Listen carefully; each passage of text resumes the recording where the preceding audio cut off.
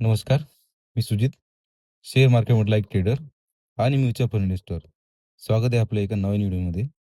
जर तुम्ही शेअर मार्केटमध्ये ट्रेडिंग करू इच्छिता किंवा म्युच्युअल फंडमध्ये इन्व्हेस्टमेंट करू इच्छिता, तर आपल्याकडे काही थोडेसे ऑफर आहेत. त्या जाणून घेण्यासाठी डिस्क्रिप्शनमध्ये माझा नंबर आहे आणि काही व्हिडिओची लिंक आहे. ते चेक करून अवश्य कॉन्टॅक्ट करा. आज जो आपण हा व्हिडिओ बघणार आहे, त्यामध्ये थोडंसं इंटरेस्टिंग गोष्ट आहे, जे की आपल्या फ्युचरसाठी आहे. फ्युचरमध्ये काही बिझनेस असे आहेत, की ते खूप चालणारे होऊ शकतात किंवा ते सेक्टर जे आहेत किंवा ते बिझनेस जे आहेत, कोसळूही शकतात. हं. तरी आपापली इन्व्हेस्टमेंट जी आहे ना, ती व्यवस्थित एक सल्ला घेऊन, आपल्या फायनान्शियल ॲडवाइसशी डिस्कस करून करू शकता. तरी मी फक्त आपल्यासमोर सेक्टर किंवा ते स्टॉक हे मांडू इच्छितो, ज्यामध्ये फ्युचरमध्ये चांगली ग्रोथ दिसू शकते. आणि इन्व्हेस्टमेंटचा पहिला रोल आपला सर्वांनी कायम लक्षात ठेवा, की जर आपल्याकडं जवळपास ₹1000 आहेत, तर 1000 मधले 250 ते ₹300 फर्स्ट इन्व्हेस्टमेंट असली पाहिजे. त्यानंतरची इन्व्हेस्टमेंट जेव्हा थोडेसे डिप मिळेल, तेव्हा ₹500 ची असली पाहिजे. त्यानंतरची ₹700 ची आणि त्यानंतरची ₹300 ची. असे आपल्याला ₹1000 टोटल इन्व्हेस्ट करायचे आहेत. या स्टेपनेच इन्व्हेस्टमेंट झाली पाहिजे प्रत्येकाची. ह्याकडेच लक्ष द्यावं. कारण यानुसारच आपण त्या स्टॉकला एव्हरेजिंग वगैरे किंवा एक बॉटमवरती पकडू शकतो. वन टाईममध्ये इन्व्हेस्टमेंट केलेला माणूस हा बऱ्याच वेळेस असं होतं, की ते लॉसमध्ये जाण्याचे चान्सेस असतात. कारण मार्केट हे सदैव वरती-वरती जात नाही. ते वरती जाणार, खालती येणार, वरती जाणार, खालती येणार. अशा बऱ्याचशा स्टेपमध्ये रेंज बाउंड होत राहणार. पण त्यावेळेस काय होणार आपल्याकडे, जेव्हा ते खाली येईल, त्यावेळेस जर पैसे असले, तर आपण ते रिबॅलन्सिंग करू शकतो, की तो पोर्टफोलिओ जो आहे आपला, तो परत रिएव्हरेज करू शकतो. त्यामुळे ही स्टेप वापरणे खूप गरजेची आहे. चला, इन्व्हेस्टमेंट स्टेप तर आपल्याला कळालीच आणि या स्टेपनुसार गेले तरच या ठिकाणी फायदा होऊ शकते. कारण आताचं मार्केट हे खूप विचित्र चालू आहे. त्यामुळे ही स्टेप वापरणे खूप छान आहे किंवा गरजेची आहे. आता आपण ते सेक्टर बघूया ज्याच्यामध्ये फ्युचर ओरिएंटेड बिझनेस येत आहेत आणि त्याच्यामध्ये ग्रोथ होण्याचे खूप सारे चान्सेस आहेत आणि आपल्या गव्हर्नमेंट सुद्धा त्यामध्ये इन्व्हेस्टमेंट करण्यासाठी हिंट दिलेली आहे. फर्स्ट सेक्टर बघू आपण रिअल अर्थ मॅटेरियल्स किंवा रिअल अर्थ मेटल्स. या सेक्टरमध्ये रिसेंटली जे क्रायसिस झाले होते, चायनामधनं आपल्याकडे जे रिअल अर्थ येतात किंवा बाहेर देशामधनं जे रिअल अर्थ येतात, त्याच्यामध्ये बाहेरचे देश कसे मोनोपोली करतात. त्यामुळे आपल्याला बऱ्याचशा ठिकाणी अडचणी आल्या होत्या. जसं की गाड्यांचे प्रोडक्शन थांबले होते. त्या चिप्स वगैरे आहेत, त्यांच्यामध्ये प्रोडक्शन थांबले होते. अजून बऱ्याचशा ठिकाणी असे प्रोडक्शन आपले इंडस्ट्रियल एरियामधले जे प्रोडक्शन होते, ते पण थांबले होते. कारण आपल्याला बाहेरनं ते मटेरियल घ्यावं लागते रॉ मटेरियल. ते रिअल अर्थमध्ये येतात. तर त्यामुळे ह्या सेक्टरमध्ये इन्व्हेस्टमेंट करून पण चांगली एक अपॉर्च्युनिटी आपण ग्रॅब करू शकतो. या सेक्टरमध्ये रिसेंटली गव्हर्नमेंटने सुद्धा जे अलोकेशन दिलं होतं, ते खूप जास्त दिलं आणि त्याच्यावरती चांगला जोर दिला आणि स्पेशल अनाउन्समेंट सुद्धा केलेले होते. जसे की ह्या सेक्टर रिगार्डिंग शेअर आहे NMDC, GMDC हे जे शेअर्स आहेत, हे आता सध्या चांगल्या पोझिशनला आलेले आहेत, ज्या ठिकाणी आपण इन्व्हेस्टमेंट करून आपली ग्रोथ ही डेफिनेटली घेऊ शकतो. आणि भविष्यामधलं काही सांगता येणार नाही, कारण हेच जर परत कोलॅप्स झाले किंवा काही परत नवीन एखादी एनर्जी आली, तर हे कमी पण होऊ शकतात. त्यामुळे आपली रिस्क आपण सोबत घेऊन इन्व्हेस्टमेंट करणं खूप गरजेची आहे. आज करंटली जर बघितलं, तर रिअर अर्थ आपल्याला बऱ्याचशा ठिकाणी यूज होताना दिसतायत. जसे की सोलार इंडस्ट्री ही एक ग्रोइंग इंडस्ट्री आहे. त्या ठिकाणी सुद्धा रिअल अर्थ मटेरियल हा कंपल्सरी लागतोच. त्यानंतर ऑटो मॅन्युफॅक्चरिंगमध्ये पण रिअल अर्थ लागतो. डिफेन्समध्ये ज्याची की खूप जास्त गरज असणार आहे आणि त्याच्यावरती आता गव्हर्नमेंट स्पेसिफिकली अलोकेशन देईल किंवा एक नवीन-नवीन स्कीम काढेल काही ना काही, की कारण आपल्यात ह्या वॉर रिगार्डिंग आपण बघितलेलं आहे, की देशाची इकॉनॉमी किती मजबूत ठेवणं गरजेची आहे आणि त्यासाठी आपल्या जे शस्त्रसाठा आहे किंवा मिलिटरी आहे, हे स्ट्राँग असणे खूप गरजेचे आहे. तर हे कसे स्ट्राँग होणार? डिफेन्समध्ये इन्व्हेस्ट जास्त केलं तरच होणार. डिफेन्सचं, सोलारचं किंवा ऑटो इंडस्ट्रीजचं अजून 1-2 सेक्टर आहेत. त्यांचे जर हे अलोकेशन वाढले, तर बाय डिफॉल्ट त्यांना रिअल अर्थ मटेरियल हे लागणारच झाले. मग रिअल अर्थ मटेरियल प्रोडक्शनमध्ये आपल्याकडे 2-4 कंपन्या आहेत, ज्या चांगल्या स्ट्राँग होल्ड करतात. त्यामध्ये आपण डिस्कस केल्याप्रमाणे NMDC, GMDC आणि अजून 1-2 आहेत. तर अजून आपण एक सर्च करून बघू शकता किंवा जर अजून माहिती हवी असेल, तर DM करा, मी परत पाठवून देईल. रिसेंटली ट्रम्प साहेबांनी जे टॅरिफ वगैरे खेळणं होतं, त्याच्यामध्ये तुम्ही बघितलं होतं, ट्रम्प साहेब चायनावरती जे टॅरिफ लावत होते, त्याच्या काउंटर अटॅकमधून चायना त्यांच्यावर टॅरिफ लावत होता. हे कसे शक्य झाले? कारण त्यांच्याकडे त्यांना माहिती आहे रिअल अर्थ हे मटेरियल आहे. तर ते त्यांना अमेरिकेला धमकी देऊ शकतात, की आम्ही रेअर अर्थ तुम्हाला देणारच नाही. एवढे 2-4 शब्द टाकले, की ते अमेरिका परत माघार घेत होते. म्हणजे रेअर अर्थची ताकद त्यांना किती आहे ती कळाली होती. त्यामुळे ह्या गोष्टीकडे फोकस करणं खूप गरजेचं आहे आणि आपले गव्हर्नमेंट सुद्धा फोकस केलेलं आहे. तरी ह्या बिझनेसमध्ये चांगली इन्व्हेस्टमेंट होऊ शकते किंवा ह्या फ्युचरमध्ये चांगले ग्रोथ देऊ शकतात. याच ठिकाणी जाणं आपण योग्य राहील. सेकंड सेक्टर आपण जो बघू हायर प्रायोरिटीवरती रिन्युएबल एनर्जी. हे सेक्टर म्हणजे असं झालेलं आहे, की हे सदैव ग्रोथेबल असणार, असं या ठिकाणी दिसत आहे.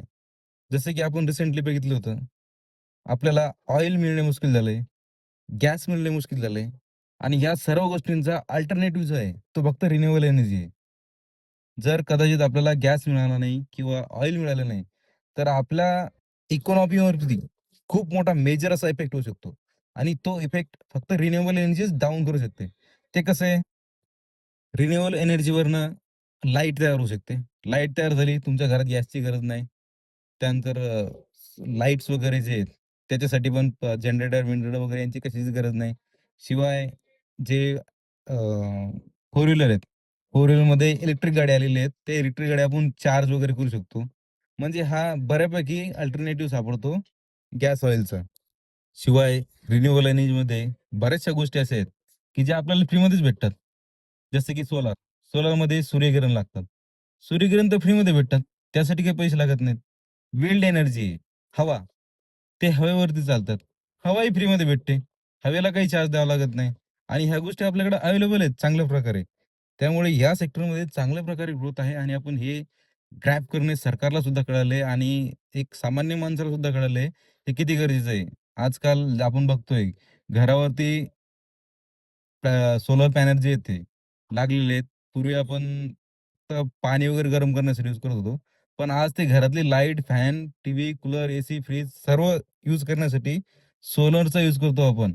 आणि शिवाय जी सोलरपासून इलेक्ट्रिसिटी बनते, ती परत या इलेक्ट्रिक कंपन्या ज्या आहेत, ज्या मोठ्या लाईटवाल्या कंपन्या आहेत, एम-एस-सी-बी वगैरे ह्या, ह्या आपल्याकडून विकत सुद्धा घेतात.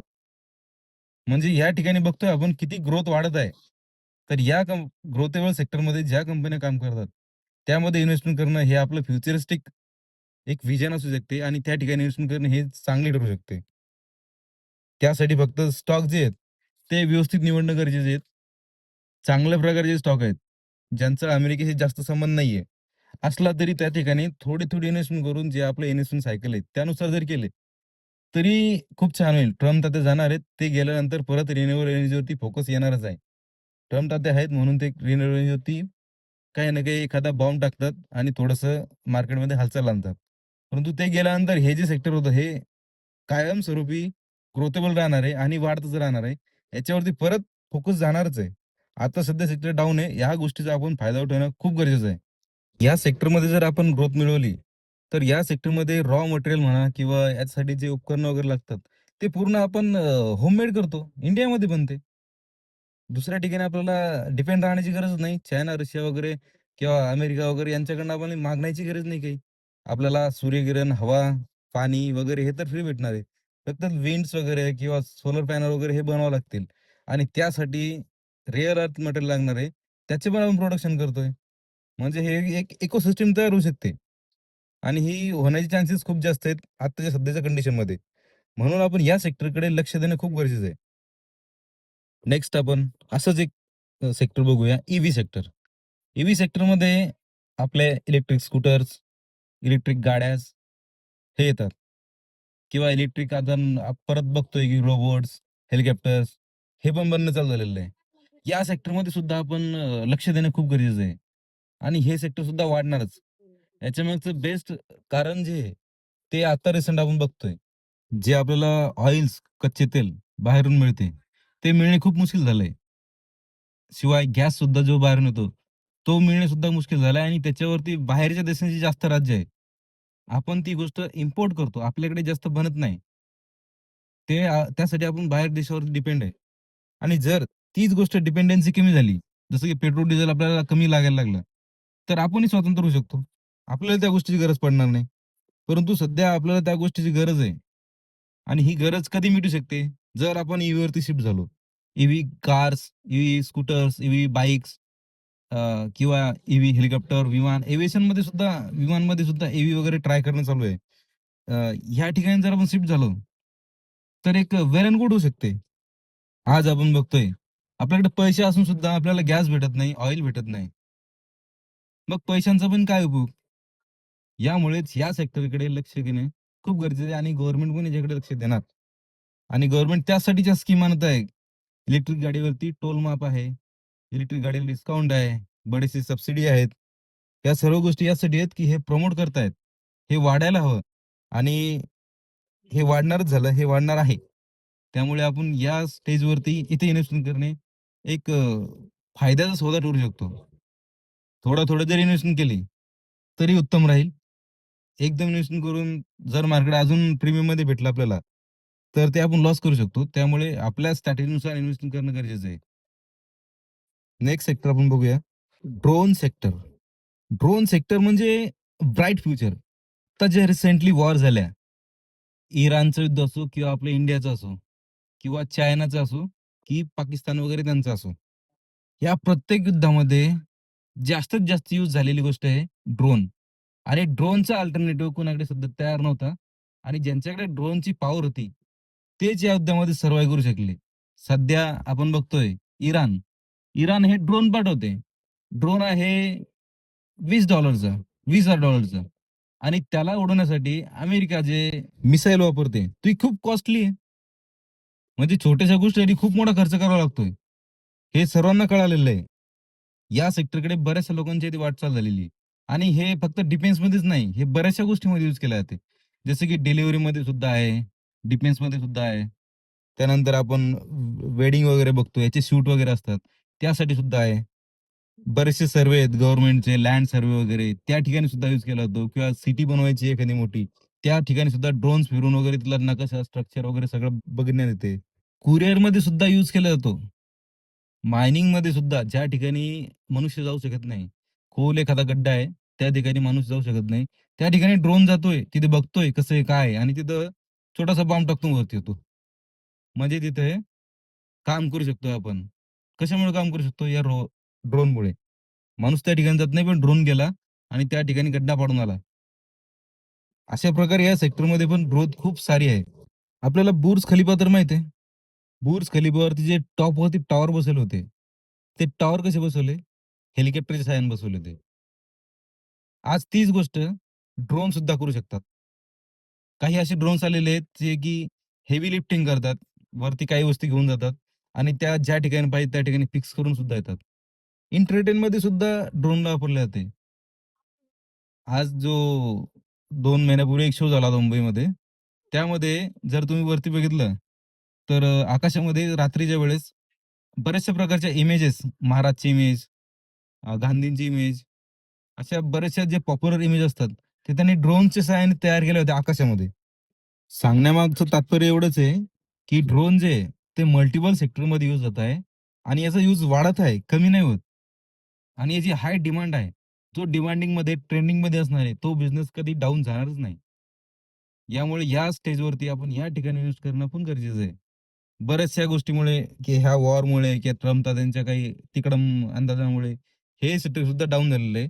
या ठिकाणी सुद्धा आपण इन्व्हेस्टमेंट थोडी-थोडी आपली चालू ठेवणं गरजेची आहे. रिसेंटली आपली जी वॉर झाली होती पाकिस्तानसोबत, त्या ठिकाणी सुद्धा आपण ड्रोन्स यूज केले होते. नगस्त्र. नगस्त्र नावाचे ड्रोन आपण यूज केले होते. ते ज्या कंपनीचे आहेत, ती कंपनी आपण स्टडी करून त्यामध्ये सुद्धा इन्व्हेस्टमेंट करू शकतो. Solar industries best of shares आहे. त्या ठिकाणी सुद्धा आपण इन्व्हेस्टमेंट करू शकतो. अजून आपल्याला काही आवश्यकता असेल तर डी करा. मी परत वेगळे सांगू शकतो. तरी सांगायचं तात्पर्य एकच आहे, की हे सेक्टर सुद्धा खूप ब्राईट फ्युचरवालं आहे. या ठिकाणी इन्व्हेस्टमेंट करणं सुद्धा खूप चांगली योग्य संधी ठरू शकते. नेक्स्ट सेक्टर बघू आपण एआय. AI industries. एआयमध्ये आपण बघत आहात, माझे व्हिडिओ पण तुम्ही काहीही जे बनलेले आहेत, ते एआयनेच बनवलेले आहेत. या ठिकाणी आपण बघतो किती ग्रोथ होत आहे. तुम्ही एआयला फक्त कमांड द्या, की मला गुलाबाचं फुल हवंय उमलतानी, उगवतानी. ते तुम्हाला देऊन टाकेल, करून टाकेल. 2 मिनिटात करून देते. जे आपण शूट करण्यासाठी जर बघितलं, तर महिने लागू शकतात गुलाबचे फूल उगवताना दिसण्यासाठी. परंतु ते तुम्हाला अवघ्या 3 ते 4 मिनिटात ते रेडी करून देईल व्हिडिओ तसा. या प्रकारे एआय ॲडव्हान्स झालेलं आहे. शिवाय एआयचा यूज हा मल्टिपल क्षेत्रामध्ये होतो. प्रत्येक क्षेत्रामध्ये जर आपण बघितलं, तर एआय यूज केला जाते. कुठल्याही तुम्ही कोणतीही कमांड द्या. त्यासाठी काय करावं लागेल, कुठे जावं लागेल, कशी शोधावं लागेल, हे तुला सटीक उत्तर देणार ते एआय, आर्टिफिशियल इंटेलिजन्स. त्यामुळे या सेक्टरमध्ये काम करणाऱ्या ठिकाणी पण आपण इन्व्हेस्ट करणं खूप गरजेचं आहे. नेक्स्ट सेक्टर आहे सेमीकंडक्टर. सेमीकंडक्टर चिप ही एक अशी चिप आहे, जी आपण इलेक्ट्रॉनिक वस्तू बघतोय. प्रत्येक वस्तूमध्ये सेमीकंडक्टर लागते. गाडीमध्ये, फ्रिजमध्ये, टीव्हीमध्ये, एसीमध्ये म्हणजे जे आपल्या समोर दिसते प्रत्येक ठिकाणी सेमीकंडक्टर असते. आणि ह्या ठिकाणी इन्व्हेस्टमेंट करणाऱ्या कंपन्यांमध्ये सुद्धा आपण चांगली अपॉर्च्युनिटी शोधू शकतो. ते सुद्धा स्टॉक आपल्याला एक चांगल्या लिव्हरेज, चांगल्या प्राईसवरती मिळत आहेत. आणि गव्हर्नमेंटचा सुद्धा या गोष्टीला खूप सारा सपोर्ट आहे. खूप साऱ्या स्कीम यासाठी रनिंग केल्या जात आहेत, की या सेक्टरमध्ये वर्क व्हावं, हे सेक्टर इन्क्रीज व्हावं. यासाठी खूप अशा गव्हर्नमेंटने स्कीम आणलेल्या आहेत आणि त्या लॉन्च सुद्धा केल्या आहेत. गेल्या 15 ऑगस्टला आपण बघितलं होतं, मोदी साहेबांनी सांगितलेलं होतं, की एआयसाठी सेमीकंडक्टरसाठी आपण कोणत्या-कोणत्या कंपनीज ओपन होत आहेत आणि त्यांना आपण काय-काय सवलत देतोय. माहिती नसेल तर तो जाऊन व्हिडिओ आपण चेक करा. YouTubeवरती भेटून जाईल 15 ऑगस्टचं मोदी साहेबांचं लेक्चर. नेक्स्ट सेक्टर आपण बघूया, डेटा सेंटर. हा पण एक मॅसिव्ह अपॉर्च्युनिटी असलेला सेक्टर आहे. डेटा सेंटरमध्ये भारतामध्ये सध्या अशा जास्त अशा कंपन्या नाहीत. बोटावर मोजल्या जातील एवढ्याच कंपन्या आहेत आणि त्याच्यामध्ये पण चांगल्या खूप कमी आहेत आणि काही-काही तर मार्केटला लिस्ट सुद्धा नाहीत. आणि ज्या लिस्ट आहेत, त्याच्यावरती चांगला फोकस करणं आपण खूप गरजेचं आहे. कारण डाटा हा एक जो आहे ना, एक हत्यार आहे. तो कसा यूज करायचा, ते आपल्याला माहिती आहे. आपल्यासोबत जे आता ऑनलाईन फ्रॉड वगैरे होतात, ते कसे होतात? त्यांच्याकडे आपला पूर्ण डाटा असतो. त्या डाटाच्या भरोश्यावरच आपली फसवणूक किंवा आपली माहिती सुद्धा भेटू शकते किंवा एक चांगला यूज सुद्धा होतो. जसं की आपला रेकॉर्ड जर कुठे अवेलेबल असेल, तर हा व्यक्ती एखादा हरवलेला आहे. तर त्या व्यक्तीचं Google लोकेशन भेटते. तो एक डाटाच असतो. तो कुठे हरवलाय, कसा हरवलाय, तुमच्या मोबाईल लोकेशननुसार सुद्धा सुद्धा कळते. म्हणजे हा पॉझिटिव्ह यूज झाला आणि एक निगेटिव्ह यूज यूज पण झाला. परंतु या दोन्हीसाठी पण डाटा सेंटर किंवा डाटा हा खूप मोठा रोल प्ले करतो. बजेटमध्ये तर यासाठी स्पेशल ऑर्डर्स मिळालेली होती. आपण चेक केलेली असेल. नसेल चेक केली तर एकदा आपण बजेटचं स्पीच बघूया निर्मला सीतारामन यांचं. यामध्ये सुद्धा डाटा सेंटरला स्पेशल अलोकेशन दिलेलं आहे. त्यांच्यावरती टॅक्स फ्री दिलेला आहे 20 वर्षासाठी. ही एक चांगलीच न्यूज आहे आणि चांगली ग्रोथ होण्यासाठी दिलेलं आहे.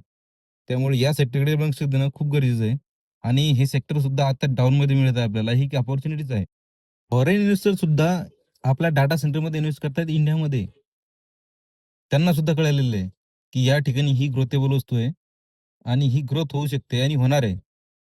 त्यामुळे आपण सुद्धा या ठिकाणी जाणे किंवा इन्व्हेस्ट करणे खूप गरजेचं आहे. आता लास्टवालं सेक्टर आपण बघूया, सायबर सिक्युरिटी. सायबर सिक्युरिटीमध्ये आपण आपल्याकडे बघतोय एक ओ-टी-पी येतो आणि आपलं बँक अकाउंट खाली होते. हा निगेटिव्ह यूज आहे. परंतु याच्यावरती काम करण्यासाठी बऱ्याचशा चांगल्या कंपन्या आहेत. त्याच्यावर कंटिन्यूअसली काम करत आहेत. एक दिवस असा येणार आहे, की तुमच्यासोबत कोणता फ्रॉड होऊ शकणार नाही. आज ही टेक्नॉलॉजी थोडीशी आपल्याकडे डाऊन आहे, पण ही वाढणार. यामध्ये सुद्धा ग्रोथ होणार आणि ही ग्रोथेबल राहणार. ही कंटिन्यूच राहणार. कारण जशी-जशी टेक्नॉलॉजी वाढते, तसे त्याचे दुष्परिणाम सुद्धा वाढतायत. मग ते रोखण्यासाठी ही टेक्नॉलॉजी सदैव अपग्रेड होत राहणार. याच्यामध्ये परत-परत इन्व्हेस्टमेंट होत राहणार. जसं की आपल्याला तहान लागल्यानं पाणी प्यावं लागते. तसाच हा प्रकार होऊ शकतो.